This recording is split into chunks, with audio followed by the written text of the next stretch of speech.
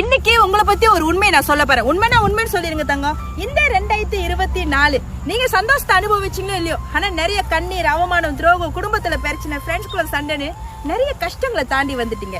ஏன் எத்தனையோ நாள் நிம்மதி இல்லாத தூக்கத்தை கூட நீங்க கடந்து வந்திருக்கீங்க. இப்ப கூட நாளைக்கு புது வருஷம் ஸ்டார்ட் பண்ண போது அப்படி என்ன என் வாழ்க்கை மாற போகுதுன்னு கூட உட்காந்து யோசிச்சுட்டு இருக்கீங்க.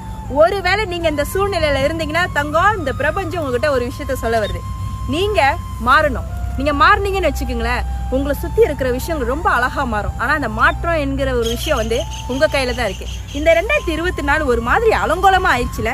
இந்த ஏட திருப்பிடுவோமா தங்கம்? 2025 ரொம்ப அழகான வருஷம். இத அழகா ஆக்குறதும் அலங்கோலமா ஆக்குறதும் உங்க கையில தான் இருக்கு. என் தங்கம் இந்த 2024 ரொம்ப கஷ்டப்பட்டு வந்துட்டாங்க. நிறைய சந்தோஷங்களை இழந்துட்டாங்க.